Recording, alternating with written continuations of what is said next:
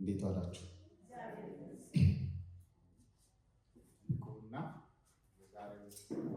ክፍለ ምንባብ አሌክስ ፓስተር አሌክስ ያነብልናል። ጌታ ስም አነባለሁ። ዓለም ሳይፈጠር በፊቱ ቅዱሳንና ነውር የሌለን በፍቅር እንሆን ዘንድ በክርስቶስ መረጠ። በበጎ ፈቃዱ እንደወደደ በኢየሱስ ክርስቶስ ስር ለእርሱ ልጆች ልንሆን አስቀድሞ ወሰነ። በውድ ልጁም እንዲያውም የሰጠን የጸጋው ክብር ይመሰገን ዘንድ ይህንን አደረገ። በውድ ልጁም እንደ ጸጋው ባለጠግነት መጠን በደሙ የተደረገ ቤዛነታችንን አግኝተን እርሱም የበደላችንን ስርየት ጸጋውንም በጥበብና በአእምሮ ሁሉ አበዛልን። በክርስቶስ ለማድረግ እንደወደደ እንደ ሐሳቡ የፈቃዱን ምስጢር አስታውቆናልና በዘመን ፍጻሜ ይደረግ ዘንድ ያለው ሐሳቡ በሰማይና በምድር ያለውን ሁሉ በክርስቶስ ለመጠቅለል ነው።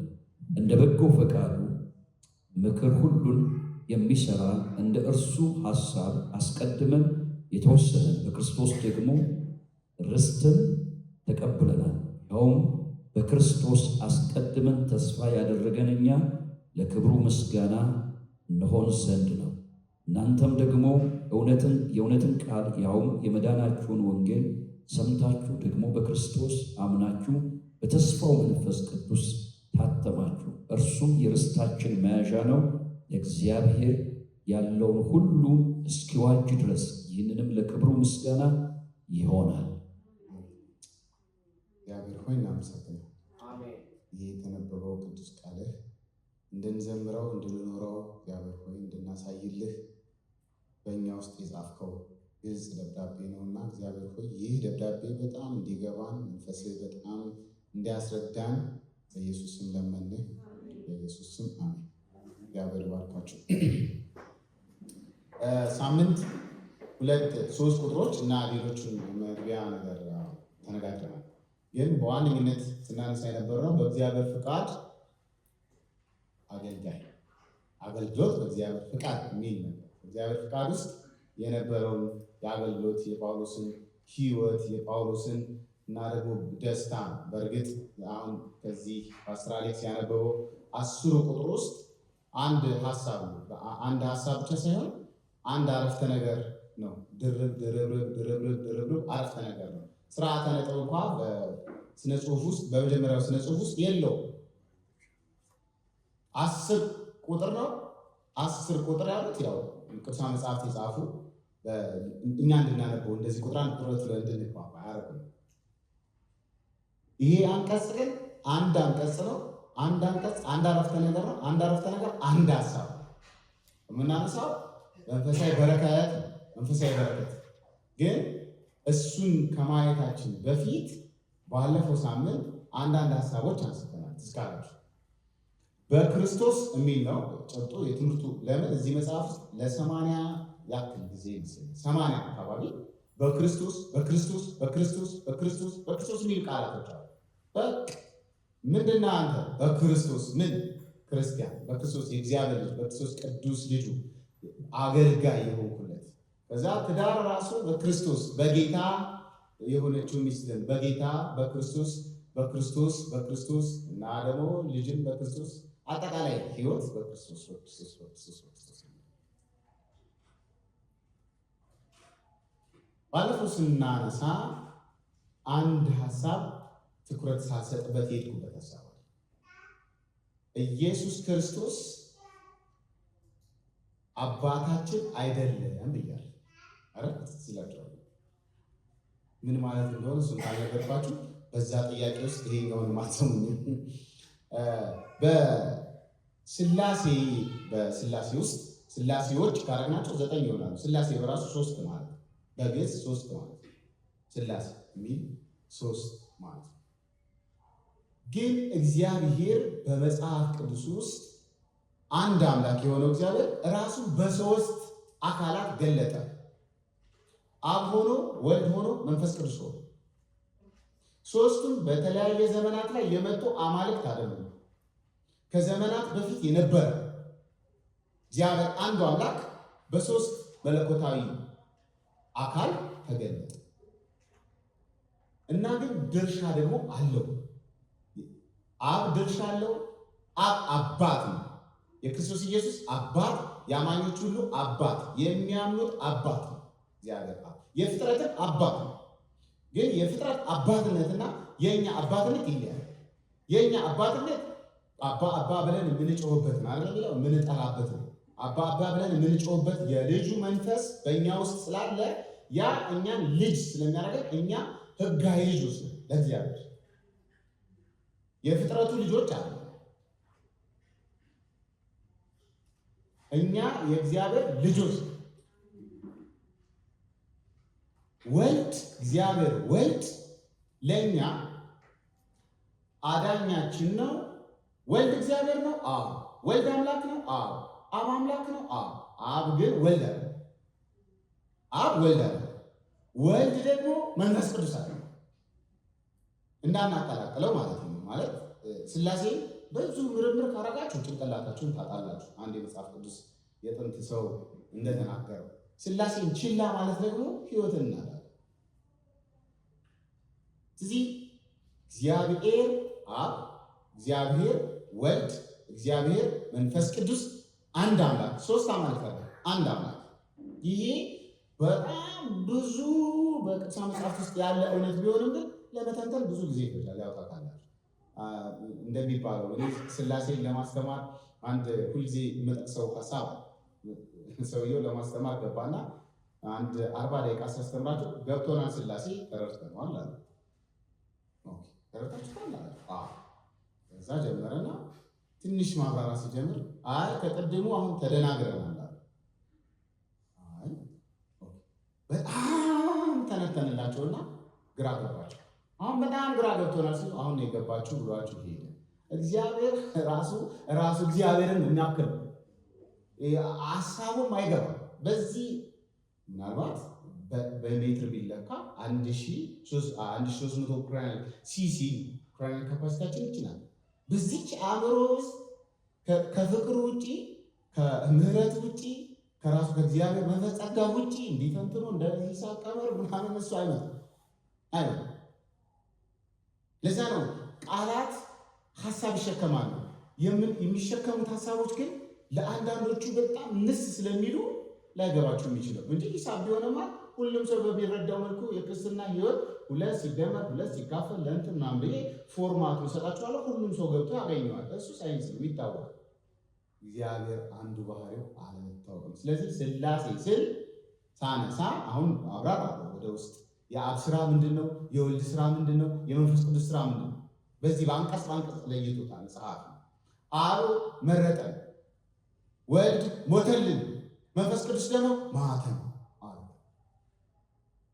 እና ይህ የሥላሴን ሀሳብ በተወሰነ መንገድ ያብራራል ብዬ አስባለሁ። ካልገባችሁ ደግሞ ስለማልሞት እኔ እስከምንጨርስ ስለማልሞት ምዕራፍ 1 ስንጨርስ በደንብ ደግሞ ሪቫይዝ አድርገን አንዳንዶቹ ሀሳቦች እንነጋገራለን። ስለዚህ እግዚአብሔር ወልድ አባት አይደለም ስል እግዚአብሔር መንፈስ ቅዱስን ልጅ አይደለም ማለት ነው። መንፈስ ቅዱስ ልጅ አይደለም። ልጅ ኢየሱስ ክርስቶስ ብቻ፣ ልጅ እግዚአብሔር ወልድ ብቻ። አብ አባት ነው። መንፈስ ቅዱስም አባት አይደለም ማለት ነው። ስለዚህ በስም አብ ወልድ መንፈስ ቅዱስ ሶስት አካል በአንድ አምላክ አንድነታቸው በምንድን ነው? በመለኮት በአምላክነት አንድ ነው። በኢሴንስ በተፈጥሮአዊ ባህሪያቸው ተፈጥሮ የሚለው ትንሽ ጥሩ ቃል አይደለም፣ ግን ባህሪ በሚለው ጥሩ በባህሪያቸው በባህሪ አንድ ነው። አብ ወልድ መንፈስ ቅዱስ አንድ ነው። አብ አምልኮ ይገባዋል፣ ወልድ አምልኮ ይገባዋል፣ መንፈስ ቅዱስ አምልኮ ይገባዋል። አብ ቅድመ ዓለም ነበረ፣ ወልድ ቅድመ ዓለም ነበረ፣ መንፈስ ቅዱስ ሶስት በእኔና እንዲህ ብትንትን እንዳታረጉ። ይህ እንደማይገባል እርግጠኛ ነን። ማመን የሚያዋጣው እዛ ራሱ ያሳየናል። እግዚአብሔር ባርካችሁ። ስትጸልዩ ግን ምንድን ነው ማለት ያለብን? ስንጸልይም ስንዘምርም ወደ እግዚአብሔር አብ ነው የምንጸልየው። በልጁ በክርስቶስ ኢየሱስ ብቻ ነው ጸሎት የሚሰማው። በነገራችን በኢየሱስ ክርስቶስ ስም ያልሄደ ጸሎት ማንም አይሰማም። በማንም በማንም አማልክት ስም በማንም ቢጸለይ አይደርስም። በመንፈስ ቅዱስ ኃይል ነው። በሱ ኃይል በኢየሱስ ስም ለአብ እግዚአብሔር ደግሞ በሙሉ መልሳችን ይሰጠናል በልባችን። እግዚአብሔር ይመስገን። እሺ ዛሬ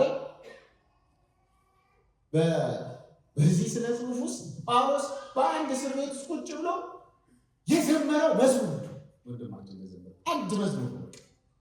ድንቅ መዝሙር ነው። አንድ መዝሙር ነው ይሄ መዝሙር። በቃ ማለት ሌላ ምንም በጣም ብዙ የቅዱሳን መጽሐፍት ቃላቶች ላይ ብዙ ጊዜ የፈጠሩ ሰዎች አሉ። እዚህ አንዳንድ ቃላቶች ስላሉ ትንሽ ውስብስብ ነው። እነዚህ የክርስትና እምነት ምንነቱን በተመለከተ እኛ በክርስቶስ ማለት ምን ማለታችን እንደሆነ ይህንም በሚያብራራበት ከቁጥር 4 እስከ ቁጥር 14 በ10 ቁጥር ውስጥ አንድ መዝሙር ነው። አዝማች የለው፣ ግጥም የለው፣ አንድ መዝሙር ስነ ፍጥረቱ በየቀኑ የሚዘምር አንድ ምስኪን በእስር ቤት ውስጥ ሆኖ በሲቃ በደስታ የዘመረው መዝሙር ይሄ መዝሙር ይሄ የህይወታችን ዋና ይሄ የህይወታችን ሴንትራል ነገር እንዴት የመንፈሳዊ በረከት መሰረት ነው። እግዚአብሔር አብ መረጠን ይላል ቁጥር 4 ቁጥር 5 ቁጥር 6 ይሄን ሶስቱ ቁጥሮች እሱን ነው እናቃለን። ቁጥር 4 ቁጥር 5 ቁጥር 6 የመንፈሳዊ በረከት መሰረት እግዚአብሔር አብ ነው። ለምን መርጦናል እና ወስኖናል። ምንድነው ልጆቹ እንድንሆን። ይሄ የመጀመሪያው መዝሙር። ሁለተኛው መዝሙር ደግሞ በልጁ የተሰራውን ስራ ከቁጥር 7 እስከ 12 አንበዋል። ከቁጥር 7 እስከ 12 የወልድ መስዋዕትነት እግዚአብሔር ወልድ መጥቶ ሞተ። ልጅ ለመሆን አልመጣም፣ ልጅ ነው። ልጄን እልከዋለሁ ነው ያለው እግዚአብሔር ራሱ። እግዚአብሔር የምወደው ልጄ ይህ ነው፣ እሱንም እልከዋለሁ እና ይሞታል። ከዛ ብዙዎቹን ደግሞ ቤዛ አድርጎ በነፍሱ ይገዛል፣ ይወስዳቸዋል፣ ይማረካቸዋል። ከዛ ለመንፈስ ቅዱስ ደግሞ ሰጡ። መንፈስ ቅዱስ ደግሞ ቁጥር 13 ቁጥር 14 በማህተም ይህ ነው የአብ የወልድ የመንፈስ ቅዱስ ስራ። የአብ ስራ በነገረ ድነት ውስጥ ምንድን ነው? በነገረ ድነት ውስጥ ደግሞ የአብ ስራ በድነታችን ውስጥ አብ ምንድን ነው ያደረገው? ወልድ ምንድን ነው ያደረገው? መንፈስ ቅዱስ ምንድን ነው ያደረገው የሚለውን የተወሰኑትን ሀሳቦች እዚህ እንመለከታለን። እዚህ ውስጥ በሰማያዊ ስፍራ በመንፈሳዊ በረከት ሁሉ በክርስቶስ የባረከን የጌታችን የኢየሱስ ክርስቶስ አምላክ እና አባት ይባረክ። በፊቱ ቁጥር 4 እግዚአብሔር አብ የሰራው ቁጥር 4 ቁጥር 5 ቁጥር 6 እነዚህ ሶስት ቁጥሮችን እናንብባቸው። በፊቱ ቅዱስና ነውር አልባ እንድንሆን በፊቱ ቅዱስ ነውር አልባ ዓለም ከመፈጠሩ አስቀድሞ በእርሱ ማለት በክርስቶስ መርጦናልና። አሁን ትልቁ የመጽሐፍ ቅዱስ ጭቅጭቅ እዚህ ጋር ነው። ምርጫ የሚባል ነገር እግዚአብሔር የሚድኑትንና የሚሞቱትን መርጧል ይላሉ በጣም በርካታ የድሮ ስነ መለኮት አስተማሪዎች። አሁን ግን መጽሐፍ ቅዱሱ ጠጋ ብለን ሁሉም ሰው ጠጋ ብሎ ሲያየው እንደዚህ አይነት ሀሳብ የለም። ምንድነው ታዲያ ያለው? መረጣን ኤክላጎን የሚል የግሪክ ቃል ያለው ይሄ ሲተረጎም ብዙዎች እንደሚሉት እከሌ ይድናል እከሌ ይጠፋል እንደሚል አለ። ትልቅ የመጽሐፍ ቅዱስ ሊቃውንቶች እንደሚሉት ይሄ ይድናል ይሄ ይጠፋል የሚለውን የቀመር ትርጉም አይከተልም። እኔም አሁን ማብራራው ሀሳብ ይልቁንስ ልዩ ዓላማ ነው። ምርጫ መረጠ። ለምን? እንድናገለግለው አንድን ሰው ለልዩ አገልግሎት፣ ለልዩ ኃላፊነት፣ ለልዩ መብት መረጠ። ምን እንድንሆን? ልጆቹ እንድንሆን። ምን እንድንሆን? አገልጋይ እንድንሆን። በነገራችን ሳምንት ትንሽ ተናግረናል ስለ አገልግሎት። በክርስቶስ በእግዚአብሔር ፍቃድ የክርስቶስ ኢየሱስ ሐዋርያ ከሆነ ከጳውሎስ ከዛ አገልጋይ ሆኖ የክርስቶስ ኢየሱስ አገልጋይ የክርስቶስ ኢየሱስ ሐዋርያ፣ ተላኪ፣ ባሪያ፣ አገልጋይ፣ ልጅ ከኛ ጋር ሲቆጠር አባታችን ስለሚለው ክርስቶስ እግዚአብሔር አባታችን አብ አባታችን እና ይሄ ነገረ ካልቪን ነገረ አርሚናውያን የሚጨቃጨቁበት የስነ መለኮት ጣጣስ ያው የሚተረጉሙት ትርጉም ያው አዛብ አይሆንም። አሁን የቅዱሳን መጽሐፍ አጥኞች እንደሚተረጉሙት ጠጋ ብለው እንደሚያዩት ከሆነ እከሌን ጠፍቷል እከሌን እንደዚህ የሚል ምርጫ የለው። እግዚአብሔር ዳርቻን ወስኗል። በማን የሚመጡት በክርስቶስ የሚሆኑት ምን እንዲሆኑ? ቅዱሳን እንዲሆኑ። ምን እንዲሆኑ? ልጆቹ እንዲሆኑ። ምን እንዲሆኑ? አገልጋዮች የእሱ ብቻ እንዲሆኑ እግዚአብሔር ወስኗል። ቀድሞ ዓለም ከመፈጠሩ በፊት ዓለም ሳይፈጠር እኛ ራሱ አልነበርንም። በሌለንበት የእግዚአብሔር እንድንሆን እግዚአብሔር ወስኗል። ልጆቹ እንድንሆን ወስኗል። በልጅነት በጣም ያው ደስ ይለናል ያስባል። ስለዚህ ጳውሎስ የሚጀምረው ዓለም ከመፈጠሩ በፊት በነበረው የእግዚአብሔር ዕቅድ መሰረት የእግዚአብሔር ዕቅድ እግዚአብሔር አማኞችን የመረጠው ቅዱስና ነውር አልባ እንዲሆኑ ቅዱስ እንዲሆኑ ነውር አልባ በፍጹም ነውር የሚባል እንከን የሚባል ነገር እንዳይታይባቸው እንዳይገኝባቸው አድርጎ መረጠን። መቼ? ነውር የሚባል ነገር ሳይኖር ኃጢአት ሳይኖር በዛኛው ዓለም ራዕይ መጽሐፍ ምዕራፍ 1 ቁጥር 1 ላይ በአዲሲቷ ኢየሩሳሌም ሰማይና ምድር ውስጥ ባህር የለም አይደል? ባህር የለም፣ ሰይጣን የለም፣ ኃጢአት የለም፣ ማሳሳት አይችልም። ለምን? አሳቹ በዛ ይጣላለዘ። ኃጢአት የለም፣ አመፃ የለም። ውሃው ሳይሆን በባህር የተመሰለው ከባህሩ የሚወጣው ክፉ ዘንዶ የለም እና በዛ ይሄ ቅዱ እውን ይሆናል። ቅዱስ ነውር አልባ እንዲሆኑ ነው የመረጠን። ይህ መመረጥ በግለሰብ ደረጃ አይደለም። ደግሞ አማኞች በክርስቶስ ውስጥ ያላቸው የጋራ ማንነት ነው። ማንኛችንም በዛ አናሳ ትንሽ ትልቅ የለም። ሁላችን የሁሉ ብልት ይከብራል። የሁሉ ሰዎች ብልት እኩል ከሆነ የሁሉ ሰዎች በብልት ውስጥ ያሉት በአካል ውስጥ ያሉት ብልቶች እኩል ከሆኑ በስግብግብነት በስስት እኔ እበልጣለሁ የሚለው በባህር ውስጥ ተሰውሮ ሲሰራ የነበረው አመት የእግዚአብሔርን ዕቅድ የሚያጣምመው ክፉ ሀሳብ ስለማይኖር ሁላችን ከከበር ማንም ከማንም አያንስም አይበልጥም። በዛኛው ዓለም ውስጥ መናፍቃት በጣም እኩልነት።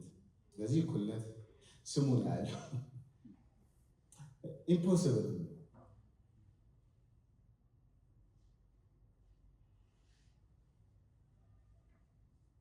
ይህንን ለማድረግ ቁጥር 5 በፍቅር ነው ያደረገን ይልና በክርስቶስ በኢየሱስ ክርስቶስ ልጆቹ እንሆን ዘንድ ነው ደግሞ የመረጠን። አገልጋዮች እንድንሆን ልጆቹ እንድንሆን አስቀድሞ መረጠን። እንደ በጎ ፈቃዱ ደግሞ አስቀድሞ ወሰነን። ይህ መወሰን የእግዚአብሔር ፍቃዱን ዊሉን ወይም የእግዚአብሔር ዴክሬቲቭ ዊል የተደነገገ የእግዚአብሔር ሕግጋትን ይጸናል። ማንም እንትን ማለት አይችልም። በሁኔታ ላይ የተመሰረተ አለ። ደነገገ ሆነ፣ ተናገረ ሆነ ማለት እሱን በእኛ ድካም በእኛ ብርታት የምናመጣው የምንወስደው ነገር የለም። በክርስቶስ ኢየሱስ የተደነገግነው ምኖች እንድንሆነው በእግዚአብሔር አብ ተመርጠን በምርጫው ውስጥ ለአገልግሎት ለእግዚአብሔር ልጅነት ነው ይሆን ነው። ምን እንድንሆን? ልጆች እንድንሆን፣ ቅዱስ ነውር አልባ ደግሞ ነውር የሌለብን እንድንሆን ሆነናል። በኢየሱስ ክርስቶስ ልጆቹ ነው። ይኸውም በሚወደው በክርስቶስ በእርሱ በኩል በውድ ልጁ በኩል በዚህ በልጁ በኩል በነፃ የተሰጠን ክቡር የሆነው ጸጋው እንዲመሰከር እቺን እንገራችሁ። ልጅነት አስቀድሞ መወሰን የሚለው ቃል እግዚአብሔር እኛ ልጆቹ ለማድረግ ያለውን ጽኑ ቁርጠኛ አቋም ነው የሚናገር። ልጆቹ እንድንሆን ይህ እንዲገባችሁ ስነ ፍጥረቱ ከመፈጠሩ በፊት ስነ ፍጥረቱ ሲፈጠር የነበሩ ዓለማቶች ነበሩ አይደል? ሰማይና ምድር የምድር መሰረት ሲመሰረቱ እግዚአብሔር በሰማያዊ ቦታ ላይ አንድ ቤተሰብ ነበረው። መላእክቶች ነበሩት። የእግዚአብሔር ስፒሪቹዋል ፋሚሊ ነበሩ። እነሱ ምን ያደርጉ ነበረ? ምድርና ሰማይ የምድር መሰረት ሲቀመጥ መሰረቷ ሲለካ ምን ሲል ይዘምሩ ነበር ያለ መጽሐፍ ቅዱስ ኢዮብ ላይ ይዘምሩ ነበር። ታዲያ ስነ ፍጥረቱን ሲፈጥር ስነ ፍጥረቱ ውስጥ ያሉት ዝማሬዎች፣ አምልኮዎች ካሉ እኛን ለምን ፈጠረን ብለን መጠየቅ ይኖርብናል። ቤተሰብ በጣም ነው። ለዛ ነው እግዚአብሔር ፍቅር በጣም ጥልቅ ነው። ሚብራራ የሚጨበጥ ማለት ልጆቹ እንድንሆን የመጀመሪያዋን ቤተሰብ በኤደን ገነት መሰረተ። እግዚአብሔር ድንኳኑን በኤደን አኖረ። ይመጣል፣ ይገባል፣ ያያል። እግዚአብሔርና በሰው መካከል ምንም አይነት መጋረጃ ነው። በእግዚአብሔርና በሰው መካከል ኃጢአት ገባ። ኃጢአት ሲገባ ሞት ገባ። ለዛ ነው ከአዳም ጀምሮ እስከ ሙሴ ድረስ ሞት ነገሰ ይላል። ሞት ነበር መካከለኛውን ስፍራ ያዘው። በፊት ግን በአዳም ዘመን ግን ማን ነበር መካከለኛ ስፍራውን ያዘው? ማንም የለም። እግዚአብሔር በቀጥታ ኮሚኒኬት ማድረግ ይፈልጋል። እግዚአብሔርን አዳም በቀጥታ ያገኘዋል። አዳም የት ነው ይላል። እግዚአብሔርን ምንም ያንን አይነት ቤተሰብ ኃጢአት አበላሸው። በኃጢአት ምክንያት ሞት ገባ፣ ሞት ነገሰ ይላል። ከሙሴ እስከ ኢየሱስ ድረስ ሰዎች እግዚአብሔርን ለማግኘት በምንድን ነው የሚያገኙት? በሕግ።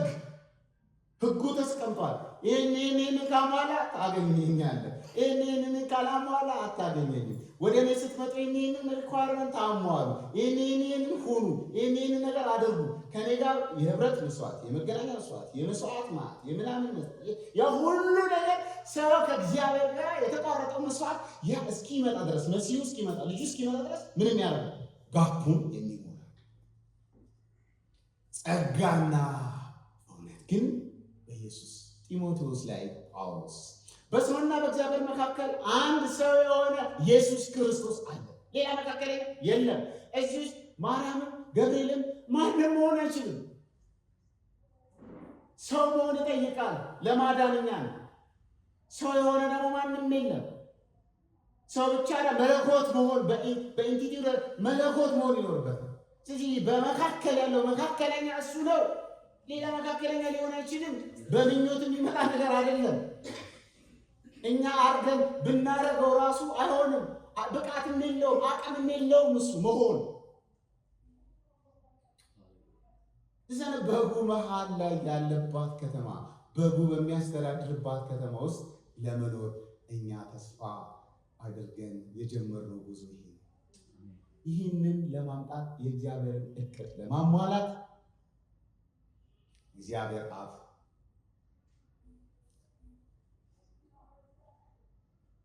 ልጆቹ ጠፍተዋላ።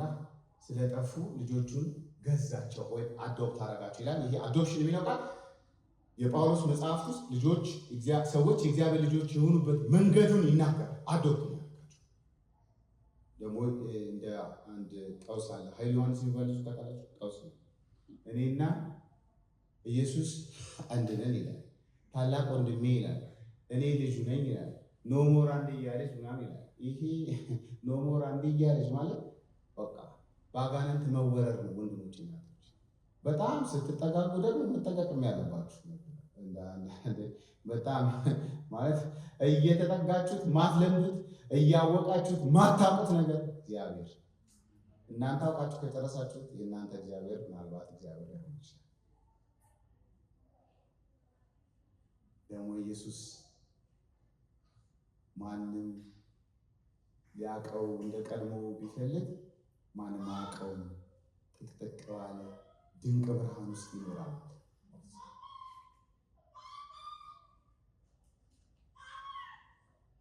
ልጅነታችንን ሲገልጥ እሱ ኢየሱስ የባህሪ ልጁ ነው ለአብ። እኛ ደግሞ አዶፕት የተደረግን የተገዛን በደም የተገዛን በዋጋ የተገዛን ባርነታችን በኃጢአት ባርነት ውስጥ በድንቁርና ውስጥ በዕውርነት ውስጥ በአካለ ስንኩልነት ውስጥ ማስተዋል እንዳይኖረን ጆሮአችን እንዳይሰማ ልባችን እንዳያስተውል ድንዝ ያለን ደነዞች በጨለማ የምንኖር ሰዎች ሙታን የነበርነው እኛ ሕያዋን። ይህ ታዲያ በር ያስወጣል።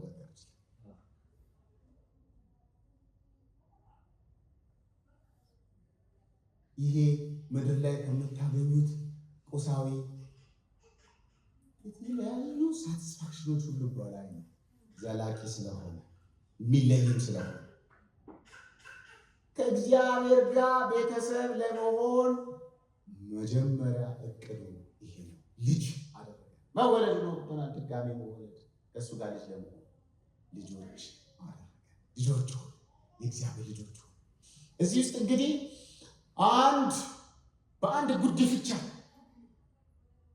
በባርነት በኃጢአት ባርነት የተገዛን ሰዎች እግዚአብሔር ስለ ኃጢአታችን ልጁ ኢየሱስ ክርስቶስ ቀጥቶ ያ የልጁ የክርስቶስ ኢየሱስ ደም ለእግዚአብሔር አርክቶት ፍትህ ተረጋግጦ በውድ ልጁ በጸጋው በውድ ልጁ በደሙ የተገዛን የውድ ልጁ የእግዚአብሔር የጸጋው ውጤቶች ብቻ የደሙ ፍሬዎች ብቻ።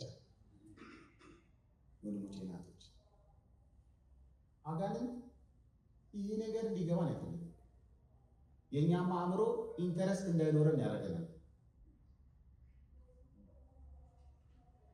ይህ ሲገባችሁ ስለምትረኩ ለምንም ነገር አትጓጉ። ጳውሎስ ገላትያ መጽሐፍ ውስጥ እንደዚህ ብሎ አስቀምጦታል። ነገር ግን ዓለም ለእኔ ምንም አይነት ፍላጎት የላትም ይላል በእንግሊዝኛ ቨርዥን።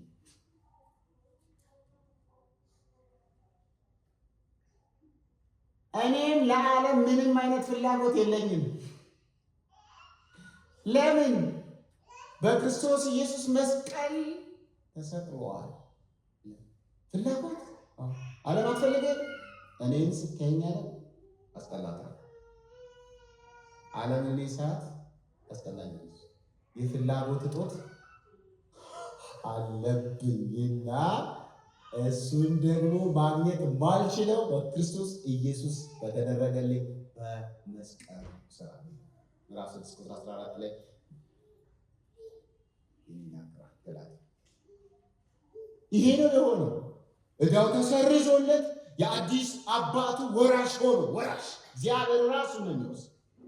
እግዚአብሔር ቤታችን፣ እግዚአብሔር ሀብታችን፣ እግዚአብሔር ወራሽ እሱ የሱ ሁሉ የሆነው ራሱ የሆነውን ነገር አወረሰ።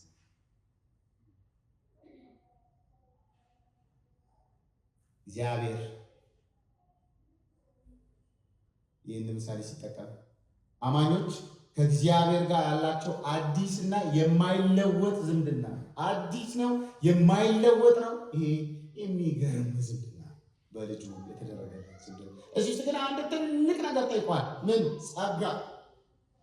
ይሄ ጸጋ ብዙ ሰው በተለያየ መንገድ ጸጋ ሲባል ያው ጸጋ ብቻ እንዳልሆነ በትንሽ ነገር ለማሳየት ይሞክር። እዚህ ክፍል ውስጥ ያለው ጸጋ በየትኛው የመጽሐፍ ቅዱስ ክፍል ውስጥ አታገኙትም ከሉቃስ ወንጌል ምዕራፍ 1 ውጪ። ለማርያም የተነገረላት ጸጋ ትዝ ይላችኋል። ጸጋን ምን ያልሽ የተሞላሽ ብፅዕት ሆይ አይደል የተባለ። እዚህ በአዲስ ኪዳን ውስጥ ካሪስ በጣም በሞርፎሎጂካል አናሊሲስ ብዙ ይባላል። 150 ጊዜ ከዛ በላይ ጸጋ የሚሉ ቃላቶች አሉ። ለየት ባለ ቃላት ግን የተገለጠው ሁለት ነገሮች የምታገኙት አንዱ እዚህ ውስጥ ነው፣ ሌላው ሉቃስ ውስጥ ነው። ሌላ ቦታ አታገኙትም። ምን ማለት? በጸጋ መሞላት፣ በጸጋ መሸፈን። ልጅ ለማድረግ እኛ አየና በጸጋ ሸፈነ፣ ጸጋ ሞላብን ማለት ነው። ልጆቹ ለመሆን የሰራነው ስራ አለ የለም? ምን አደረገን? ሞላብን ጸጋ። ይሄ መቼ ነው የእኛን ልጅነት ለመጠራጠር በምንም አይነት መንገድ ስፔስ አይሰጥም። በተጠናቀቀ ግስ ውስጥ ነው የተቀመጠው። ራባ ማለት በቃ ባለቀ ቁጥር 6 ክቡር የሆነው ጸጋው እንዲመሰገን ነው። ለምን? በልጁ በኩል በነፃ የሰጠን ምኑን ነው? ልጅነትን ነው። ጸጋው ምን አይነት ነው? ልዩ ጸጋ ነው። ይሄ ጸጋ የትም ቦታ የለም። ልጅ ለመሆን ብቻ የተሰጠን ጸጋ ነው። እግዚአብሔር ይመስገን ልጆች አደረገ። ከዚህ ውጪ ከዚህ ያነሰም ትርጉም ከዚህ የበዛም ትርጉም እግዚአብሔር ጸጋውን አለበሰ።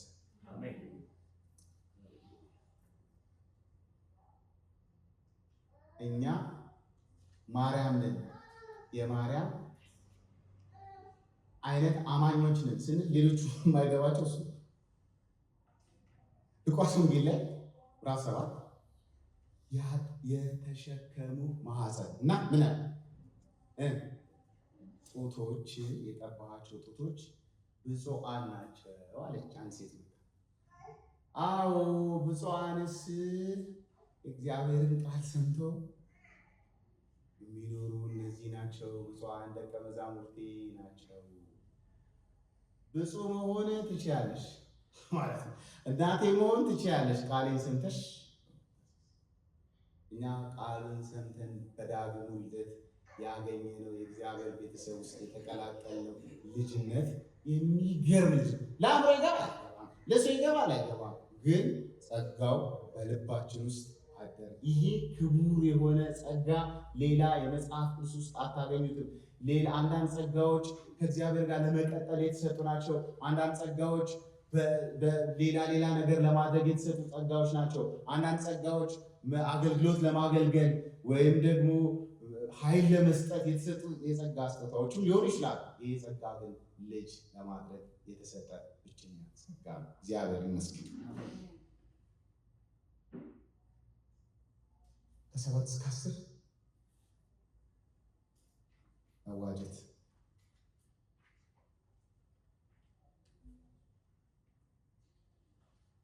በእርሱ በክርስቶስ እንደ እግዚአብሔር ጸጋ ባለጠግነት መጠን። ይህ ጸጋ የምትለው ቃል እዚህ ጋር ራሱ የእግዚአብሔር ጸጋ የተባለችው በሌላ ተርም ነው። ከዚህ ቃል ውጭ ከቁጥር 6 እና ከምዕራፍ 1 ከሉቃስ ወንጌል ውጭ ሌላ ቦታ ላይ ማታገኟት ቃል ናት። ያቺ የቅድሟ ቃል ሁልጊዜ ትዝ ይበላችሁ። በማይለወጥ ጸጋ ነው እግዚአብሔር ልጅነት የሸፈን ልጅ ያደረጋችሁ፣ የገዛችሁ፣ የወሰዳችሁ። ልጅ መወለጃው በዛ ጸጋ ብቻ ነው። በስራ በምናምን ራስን በማሰቃየት በሰንሰለት በመግደል በመታነቅ 10 ጊዜ በመደፋት ልጅ መሆን አንችልም። የእግዚአብሔርን ቁጣ እንደው እናስሷል።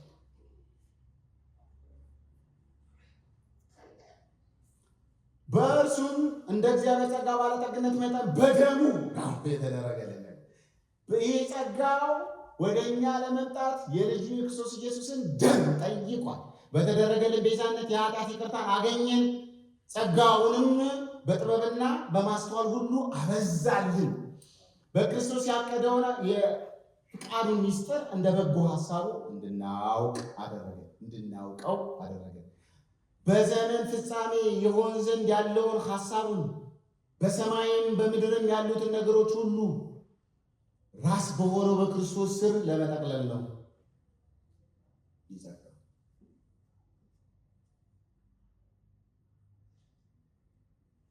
የወልድ ስራ ምንድን ነው?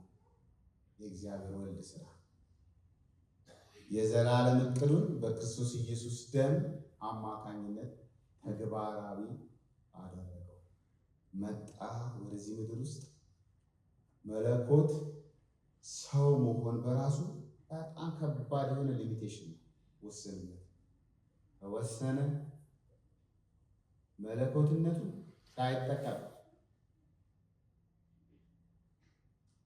ሳይጠቀም ሳይቀማ እንደ ሰው በሆነበት ሁሉ ባለፈበት ነገር ሁሉ አልፎ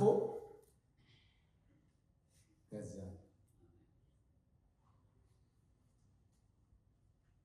ቤዛነት በጣም ትልቅ ቃል። እንደው ለመያዝ ያክል ኃጢአት እግዚአብሔር መጽሐፍ ቅዱሳችንን በአራት ትልቅ ዋና ዋና ክፍሎች ይከፍሉታል። የብዙ አስተማሪዎች የመጀመሪያው ዘፍጥረት 1 እና 2 ምንድን ነው? ፍጥረት ነው። ፍጥረት እግዚአብሔር ዓለምን ድንቅ አድርጎ ፈጠረ። ምዕራፍ 3 ኃጢአት ነው፣ ውድቀት። ከቁጥር 15 ከምዕራፍ 3 ከቁጥር 15 እስከ ራእይ ምዕራፍ 20 ድረስ ምን ሆነ? ሪደምፕቲቭ ሂስትሪ፣ የመዋጀት ታሪክ፣ የመዳን ታሪክ። መጽሐፍ ቅዱስ የብሉይ ኪዳን የአዲስ ኪዳን ይላሉ አንዳንዶች። ይሄ ሁሉ የኛ ኪዳን።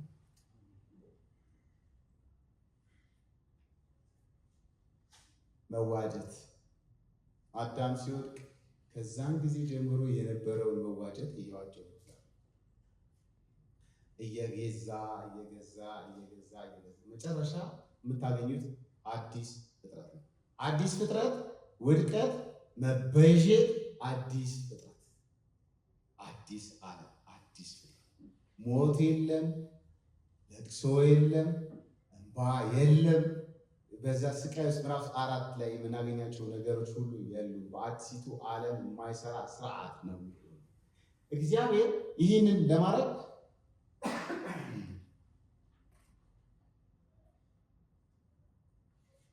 ነው በቤዛነት የሚለው ቃል ባሪያ ነፃ ለመውጣት የሚከፍለውን ዋጋ ያመለክታል። ግን ደግሞ አንችልም፣ መክፈል አንችልም። መክፈል ስለማንችል አማኞች ከኃጢአት ባርነት ነፃ የሚወጡበትን እንዴት ነው ሲባል በክርስቶስ ነው። ለዛ ነው ዋጋቸው ውድ መሆኑን በመዝሙረ ዳዊት ውስጥ ያስቀመጠው። ዘማሪው በመዝሙረ ዳዊት ውስጥ እንደዚህ አስቀምጦታል። መዝሙር 49 ቶሎ ያነበዋል። እንደዚህ ይላል መዝሙር 49 እናንተ ሕዝቦች ሁላችሁ ይህንን ስሙ፣ በዓለም የምትኖሩ ሁሉ ይህንን አድምጡ። ዝቅተኞችና ከፍተኞች፣ ባለጠጎችና ድሆች ይህንን በአንድነት ስሙ። አፌ ጥበብን ቃል ይናገራል፣ የልቤን ጥበብ ማስተዋልን ይሰጣል። ጆሮዬ ወደ ምሳሌ አዘነብላለሁ፣ እንቆቅልሽንም በበገና እፈታለሁ።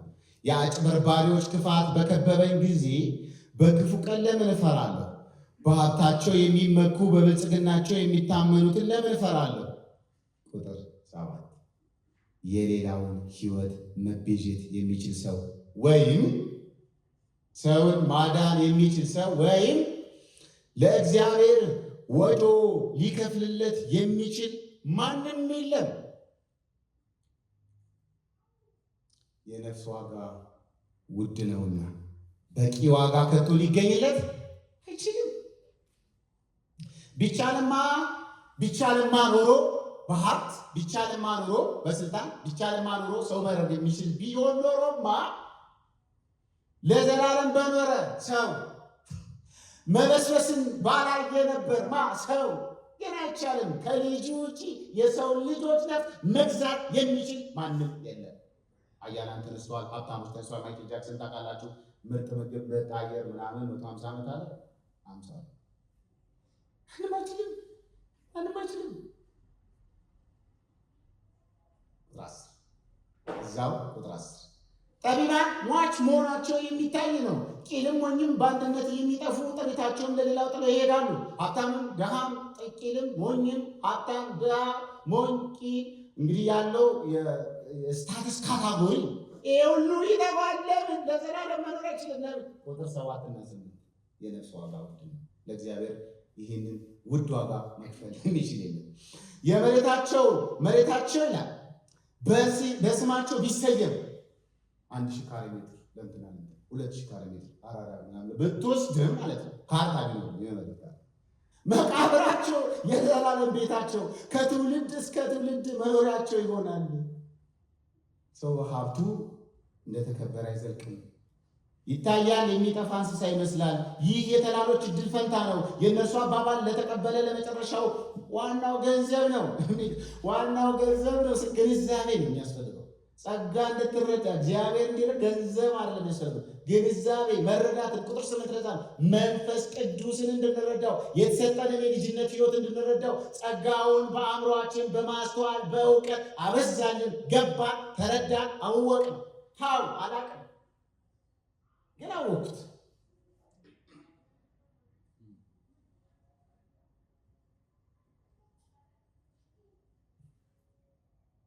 የመጨረሻ ምድል ፈንታቸው ነው። እንደ በጎች ለሲኦል የተዳረጉ ናቸው። ሞትም እረኛቸው ይሆናል። ቅኖች በማለዳ ይገዟቸዋል። አካላቸው በክብራቸው ቤት ርቆ በሲኦል ይወርዳል ይልና እግዚአብሔር ግን ነፍሴን ከሲኦል እጄን ይቤዣታል ይላል። ነፍሴን ከሲኦል ከሞት ከዛ ማንም ሊያድን በማይችልበት ማንም በምንም በማይታወቅበት ድቅድቅ ሲኦል ውስጥ ነፍሴን ሊያድን የሚችል ሀብት፣ ንብረት፣ ስልጣን፣ እውቀት አይደለም ኢየሱስ። በእርግጥም በእርሱ ተቀባይነት አለኝ። በእርሱ ዘንድ ተቀባይነት አለ። በምን? በጸጋው። በእግዚአብሔር ጸጋ ጸደቅን። በእግዚአብሔር ጸጋ ቅዱስ ሆንን። በእግዚአብሔር ጸጋ ልጆቹ ሆንን። በእግዚአብሔር ጸጋ አጥሮ የእግዚአብሔር ቅዱስ ቃል አገልጋይ አረገን። ይሄ ምን ያክላል? አይገርም? አላውቅም፣ ግን ቢዩቲፉል ኤክስቼንጅ ተቀያየሩ። መስቀል ላይ እኛ ነበር ማለት ነበረብን። እኛ ነበር። አንዳንዶቻችን በነገራችን ላይ ተቃላችሁ ኃጢአት ነው መጥፎ ነገሩ። ኃጢአትን እንዳናስተውል ነው የሚያደርገው። ኃጢአት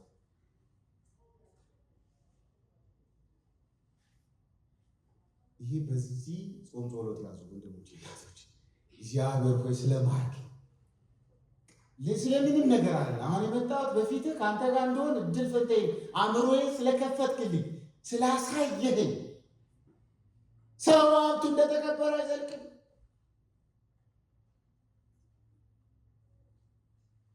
ሰው በባለጠጋ ሲሆን የቤቱን ክብር ሲበዛለት አትፍራው። በሚሞትበት ጊዜ ይዞት የሚሄድ አንዳች የለም። ክብሩ ተአብሮ አይወርድም። በሕይወት ሳለ ራሱን እንደተከበረ ቢቆጥርም ጋሽንትና ቢባል ሰዎች በበለጸጉ ጊዜ ቢያወድሱትም ሀብታም ቢሉትም ብርሃን ከቶ ወደማያይበት ወደ አባቶች መቃብር ይቀላቀላል። ሰው በሀብቱ እንደተከበረ አይዘልቅም። ታይቶ እንደሚጠፋ እንስሳ ይመስላል። እናስ የነፍስ ዋጋ ውድ ነው። ቁጥር 8 በቂ ዋጋ ከቶ ሊገኝለት አይችልም። ለዛ ነው ጌታችን ኢየሱስ ክርስቶስ ራሱ ሞተ። ማንም መሞት አይችልም። ሲሪየስሊ እንዳትሞክሩት፣ እንዳታስቡት። የዳንኩት በዚህ ነው ያላችሁ ቀን እግዚአብሔር ቶሎ ይመልሳችሁ። ከበቀለ የግል ጽድቅ ይሆናል። ሰልፍ ራይቸስነስ ይባላል። እሱ ደግሞ በእግዚአብሔር ፊት ማያቆም የስራ ጽድቅ ይባላል። የምናምን ጽድቅ ይባላል። እንዳትሞክሩ እና ቤዛነታችን ምንድን ነው? ክርስቶስ የከፈለው ዋጋ እኛን ከኃጢአት ባርነት ማውጣት ብቻ ሳይሆን ከራሳችንን ባርነት ጭምር ነፃ ያወጣል። ያረገን እንዴት መሰላችሁ? ከኃጢአት ባርነት ብቻ አይደለም ያወጣል፣ ከራሳችንም ባርነት ጭምር ነው ነፃ ያወጣን።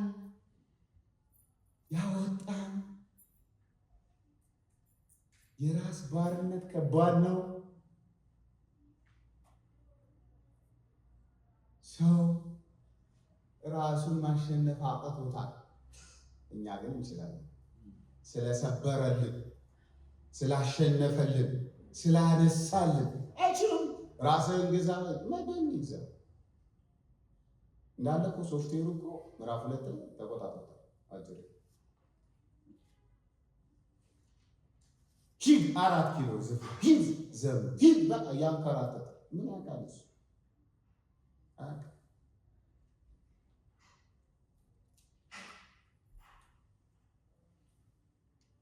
ይሄ ብቻ አይደለም፣ ሚስጥሩን ማወቅ ነው የተሰጠ። ቁጥር 10 ሁሉም በክርስቶስ ስር መጠቅለል all things ሁሉ የሚለው ሁሉ የእግዚአብሔር የመጨረሻ ግብ እቅዱ ምን እንዲመስል ሁሉ ነው የገባው። እኛ እግዚአብሔር ፈቃዱ ምንድነው እንላለን? የየግል ነው። ዝም የማህበር ነገሮች በልጁ ሁሉ መጠቅለል የየግል ያው እንደየግል አንዳንድ ጊዜ ይራራል እግዚአብሔር አለ ስለሚራራ በቃ ይነግረናል እና ልክ ስንደርስበት ወይ አይደለም እንዴ ብሎ ሌላ ያው እንደዛ የሚመራው እንደየጣባያችን ይህም በኃጢአት ምክንያት የተዘበራረቀው ፍጥረት ሁሉ በክርስቶስ መሪነት ስር ይሆንና ሁሉ ረጭ ንጹህ ቅዱስ ፍጹም ሆኖ ፍጥረት ወደ እግዚአብሔር ፍጹም የእግዚአብሔርን ክብር ወደሚያይበት እኛም የእግዚአብሔርን ክብር የምናሳይበት ግብ ይሆናል ማለት ነው። ወንድሞች እናቶች፣ በዚህ ለቅሶ ተቀያይራላችሁ እንጂ ለቅሶ አታቆሙ። ለቤት አልቅሰን ቤት ይሰጠን፣ ለልጆች እናለቅሳለን፣ ልጆች ሲሰጠን፣ ለትዳር እናለቅሳለን። ለቅሶ ነው የምንቀይረው። አናቆምም። እንባን ሁሉ ከዓይኑ ያብሳል የተባለለት የናዝሬቱ ኢየሱስ ከታላቁ መከራ የመጡትን እነዛ እኛን ነው እንጂ በዚህ እንትን ነው አያቆምም። ለቅሶ ባታቢው ብለን ልክ ጠዋት አሪፍ ለቅሶ ደግሞ እግዚአብሔር ይመስገን። ለምን መንገዱ ነው። እመኑት፣ መንገዱ ነው። እመኑት፣ አትደነጋገጡ። ለጊዜው የሚሆነውን እየመደበ የቤዛነት መንገድ የክርስቶስ ኢየሱስ መስዋዕት ነው፣ ምትክ ነው። ከእናትህ ከአባትህ ከጥንቱ ቤተሰቦች እንዳገኘው እንደዚህ አይደለም ይለናል። በቅዱስ ደሙ ንጹሕ የሆነው ተንኮል የሌለበት የእግዚአብሔር በግ በፍጹም መታዘዝ ፐርፌክት ሰብሚሽን ፍጹም የራሱን ፍቃድ ለእኛ ብሎ መስቀል ላይ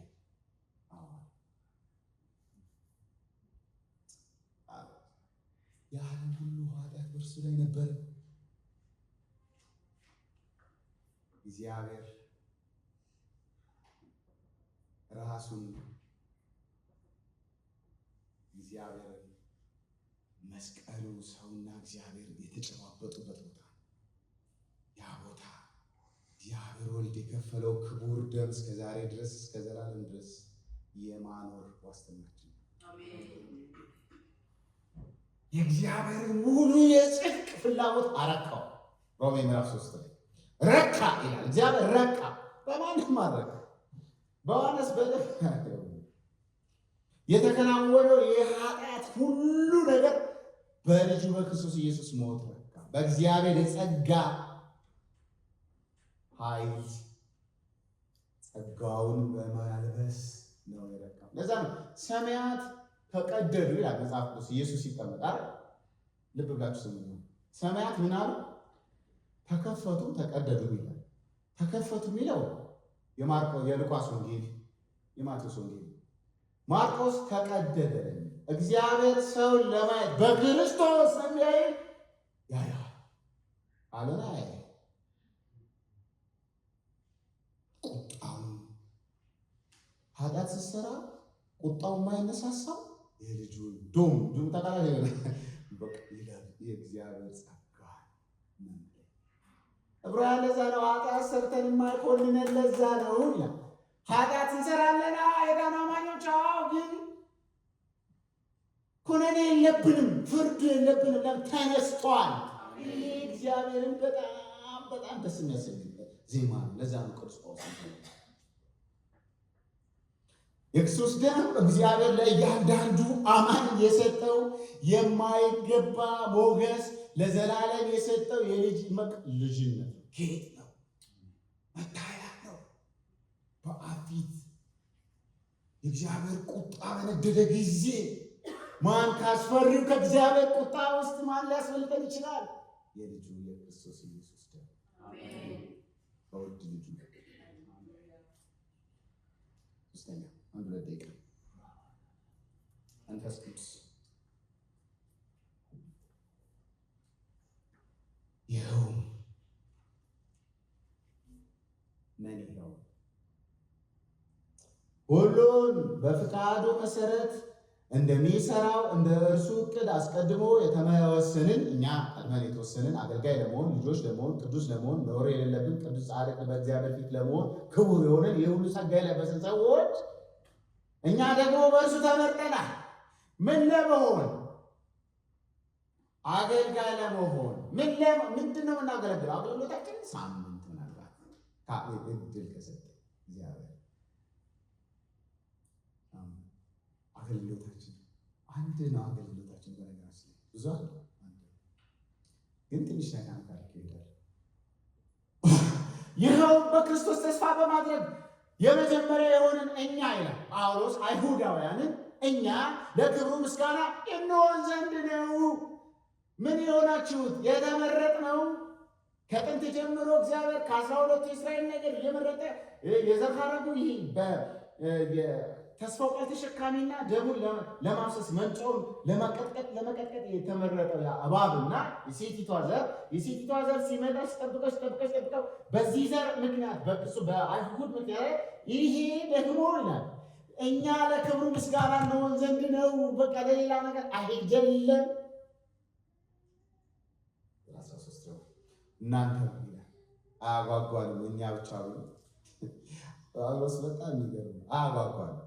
እንደሚለን እናንተ ደግሞ የእውነትን ቃል ይኸውም የድነታችሁን ወንጌል በሰማችሁበት ጊዜ በክርስቶስ ተጨምራችኋል። ይቺ በክርስቶስ እንዳትረሱ፣ በክርስቶስ ተጨምራችኋል። አምናችሁም በእርሱ በመሆን ተስፋ ሆኖ በተሰጠው በመንፈስ ቅዱስ ማኅተም ታትማችኋል። ለክብሩ ምስጋና ለመሆን አሕዛብ ለክብሩ ምስጋና ለመሆን አይሁድ እስኪዋጅ ድረስ ነው። የእግዚአብሔር የሆኑትን እስኪዋጅ ድረስ የእግዚአብሔር የሆነ ሁሉ ምንድን ነው? ሰው ሁሉ ለዓለም ሁሉ ነው የሞተው። ደስታችን የሚሆን መያዣ ነው።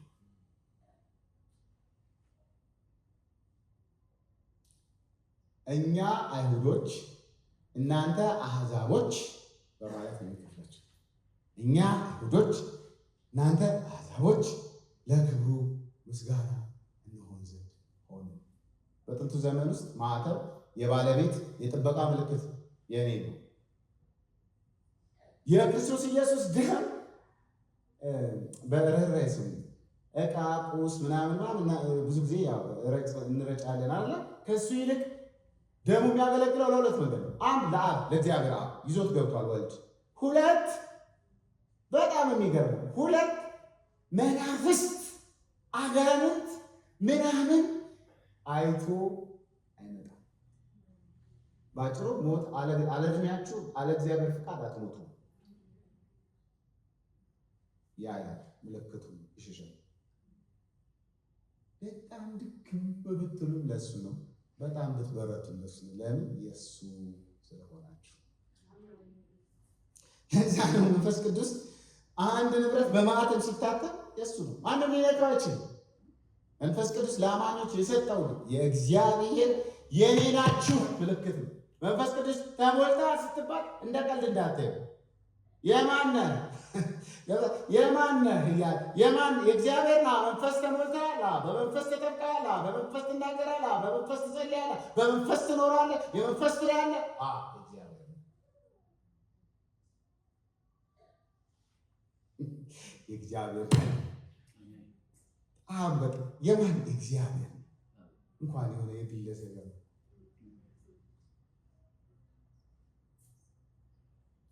መያዣ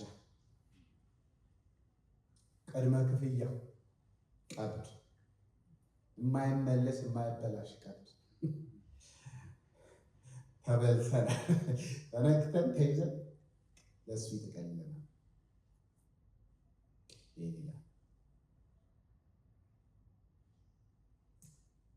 ቁጥር 6 ቁጥር 12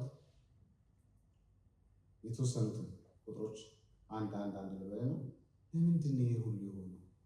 አብ ወልድ መንፈስ ቅዱስ ይህንን ተግባር የፈጸመው ለምንድን ነው? እግዚአብሔር ስሉስ አሃዱ የሆነው አምላካችን ለምንድን ነው?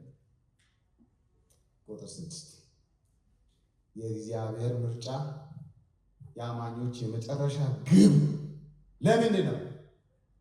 ለእግዚአብሔር ምስጋና እንሆን ዘንድ ነው የሚል ሐረግ የለም። አታገኙ? ቁጥር 6 ለእግዚአብሔር ምስጋና ምን እንድንል እንሆን ዘንድ፣ ለእግዚአብሔር ምስጋና እንሆን ዘንድ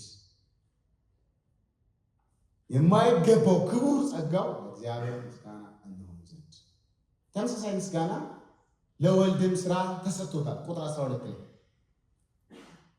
ለወልድም ስራ ተሰጥቶታል። ቁጥር 12 ላይ በክርስቶስ ተስፋ በማድረግ የመጀመሪያ ለክብሩ ምስጋና እንሆን ዘንድ ነው።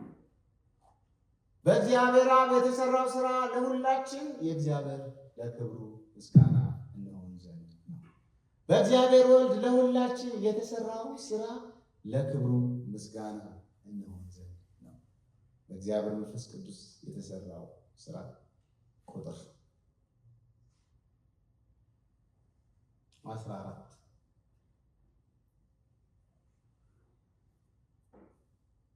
ለክብሩ ምስጋና ለመሆን ወንድሞች፣ እኔ በዚህ ክፍል ውስጥ ብዙ አላድክማችሁ። እንዲሁም እግዚአብሔር እንዲሁ የለም አላለ ያለው ነገር ገለጣ ነው። ስለ ማንነታችሁ አውቀኸዋል። ማንነትህን በምን እንደተገዛ አውቀኸዋል። አንተ ማን እንደሆንክ ታውቃለህ። ምን እየሆንክ እንደሆነ ታውቃለህ። ለምን እንደሆንክ ታውቃለህ።